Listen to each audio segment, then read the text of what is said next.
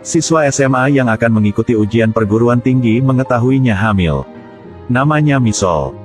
Dia adalah gadis yang sangat aktif dan berpendidikan tinggi. Ada seorang laki-laki yang tumbuh bersama. Malam itu Misol hanya tinggal untuk mengurus Sukbin yang sakit. Tidak percaya mereka berdua tidak bisa menahan diri. Berhubungan badan. Misol hanya berpikir mereka berkencan. Naif dalam kebahagiaan. Hari-hari ini, dia telah makan dengan buruk. Kenaikan berat badan membuat Misol merasa sedikit aneh. Masalahnya adalah hanya perut yang besar. Ini seperti memikirkan sesuatu yang membuat dia panik. Terburu-buru untuk membuka kalender, periode dia hampir sebulan terlambat. Misol takut ke apotek berpura-pura membeli tes surogasi. Tentu saja, dia hamil. Misol tidak bisa mempercayai kebenaran. Dia sangat marah ketika dia pergi ke apotek lain untuk membeli tes kehamilan. Sayang sekali berapa kali dia mencoba membuat 2 baris. Misol bersembunyi sendirian di kamar mandi sambil menangis. Tiba-tiba masa depan yang gelap ada di depannya.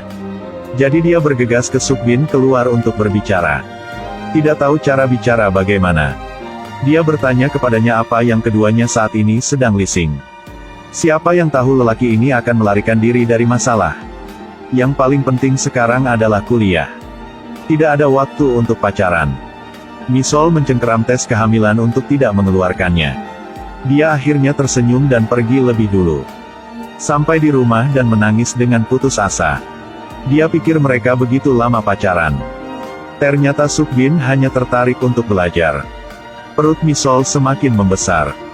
Temanya kira dia gemuk dan tertawa. Dadamu besar lagi. Kurasa memasukkan kaos kaki atau sesuatu. Mengapa dadamu semakin besar? Perut juga besar. Kamu menyentuh apa? Misol marah dan malu, dan dia pulang. Tidak bisa berbicara tentang hamil dengan ibunya. Tidak ingin ketahuan, Misol memutuskan untuk melakukan aborsi. Hari itu dia mengenakan pakaian ibunya. Juga memakai lipstik, memakai sepatu hak tinggi untuk terlihat lebih tua. Tetapi ketika perawat memanggil namanya ke klinik, Misol melarikan diri dengan panik dan tidak berani masuk ke dalam. Karena pernah mendengar hati bayi hamil. Diri sendiri bagaimana dia bisa meninggalkannya dengan tidak berperasaan. Anak tidak bersalah atas kejahatan apapun, dia tidak boleh membunuh. Jadi Misol memilih untuk berbicara tentang kehamilannya untuk Sukbin. Tidak percaya reaksi pertamanya adalah tidak bahagia. Bahkan ragu bahwa mungkin 1 kali sudah hamil. Dia tidak menghibur Misol. Dia juga menunjukkan wajah yang sangat buruk. Dia masih memiliki pikiran untuk pergi ke sekolah. Dia biarkan Misol dan pergi. Malam itu, Sukbin bermimpi berpegangan pada Misol, bangun dengan panik. Keesokan harinya dia mengatakan kepadanya dia tidak membutuhkan anak ini. Saya pikir kuliah adalah hal yang paling penting sekarang. Misol bertekad untuk melahirkan. Dia bilang anak itu bukan hal yang tidak diinginkan. Ini tentang mengkristal cinta mereka berdua. Ingin melahirkannya, bukan?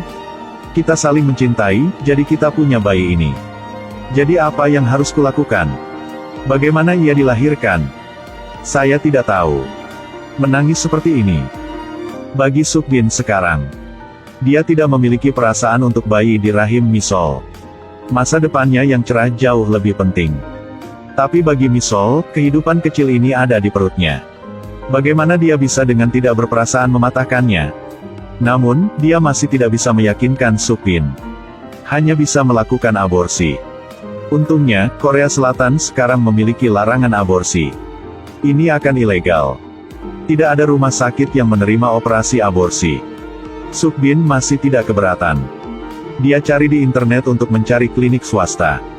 Tanpa ragu-ragu, Misol pergi untuk aborsi. Tapi ketika sampai di pintu klinik, dia melihat bayi itu lewat dan tidak ingin masuk. Sukbin, aku tidak bisa melakukannya. Sekarang anakku sudah memiliki kaki dengan tangannya. Aku lelah, aku lelah. Maaf Sukbin, maaf. Aku belum pernah melihat pengecut seperti Sukbin. Tidak hanya tidak bertanggung jawab, tetapi juga jenis anak takut ibunya. Hari itu, setelah memaksa Misol untuk menyetujui aborsi. Kesulitannya adalah biayanya agak mahal. Seorang siswa SMA seperti Sukbin tidak bisa menanggung beban. Sementara itu, dia menyelinap ke kamar ibunya. Baru saja menemukan dompet ibunya. Siapa yang menduga bahwa ibunya akan menangkapnya? Sukbin. Apa yang kamu lakukan? Apa yang terjadi? Misol. Hamil. Ibu Jung mendengar itu dan kaget. Tidak percaya anaknya yang baik dapat melakukan hal besar ini lagi. Tapi setelah dia sadar, anak dia tidak bersalah. Dia memarahi Misol karena menjadi rubah. Dikatakan bahwa Misol merayu anaknya. Dia menyerbu ke kamar anaknya. Siapapun yang tahu tentang hal ini. Sukbin bilang hanya 3 dari mereka yang tahu tentang hal itu. Ibu Misol tidak tahu apa-apa, dan Jung menghela nafas. Katakan pada anaknya ini untuk membiarkannya menghadapinya. Beritahu Sukbin untuk menjauh dari Misol. Semakin dia tampak menganggukkan kepalanya terus-menerus. Dia yakin ibunya akan menyelesaikan ini. Jadi malam itu Mrs. Jung memanggil Misol keluar. Dia bahkan belum bisa menyapa telah ditampar. Sukbin, keluargaku sekarang harus lakukan apa? Apa yang kamu merayu anakku yang baik untuk melakukan? Anak ini bukan milik Sukbin, bukan? Sukbin tidak seperti itu, kau tahu. Kamu tidur dengan seseorang dan kamu meminta pertanggungjawaban anakku. Tidak seperti itu. Nyonya Jung tidak bisa berhenti menangis. Selalu memarahi Misol karena merusak putranya. Misol dipukuli dan tidak berani berdebat dan hanya diam-diam menangis. Nyonya Jung memperingatkannya untuk tidak memberitahu keluarganya. Tidak ingin melihat Sukbin lagi. Paman Misol sekarang datang untuk memecahkan kebuntuan. Tetapi tidak melihat sesuatu yang tidak biasa. Baik ibu dan paman Misol percaya bahwa siswa SMA ditekan maka tidak nol bertanya banyak. Kembali ke ruangan semakin memikirkannya. Tidak tahu Sukbin seorang penakut ibunya seperti itu. Nyonya Sunah khawatir tentang putrinya, jadi bawalah buahnya. Dia dengan lembut menyarankan dirinya untuk tidak memaksakan diri terlalu banyak. Hari ujian berlangsung seperti biasa. Tidak peduli apa perguruan tinggi. Anaknya yang sehat dan bahagia sudah cukup. Ketertarikan ibunya membuat Misol semakin tertekan. Takut jika dia memberitahu tentang hamil. Ini akan mengecewakan ibunya, jadi tetap pribadi. Di sini, Nyonya Jung pulang. Melihat ayah dan anak Subin minum. Siapa yang wanita kelas 11 minum seperti ini? Dia takut putrinya akan menjadi tipe orang Misol. Kemarahan yang mengenai kepalanya menghantam Subin dengan tergesa-gesa. Siapa yang akan memberimu minuman, kau akan menghancurkan seluruh hidupmu. Mengapa minum disebut kehancuran hidup? Kamu pikir kamu benar, masih dapat membuka mulut untuk berdebat. Putrinya sama baiknya dengan harta karun. Sementara barusan, pukul Misol tanpa ampun.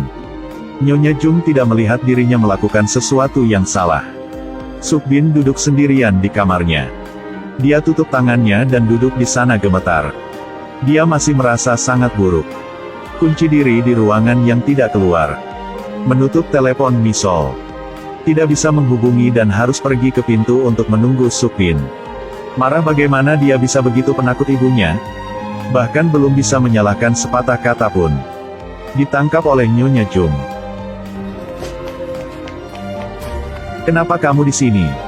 Tidak mendengar apa yang saya katakan kemarin. Sukbin, kembali ke kamarmu. Mama, masuk ke dalam dulu.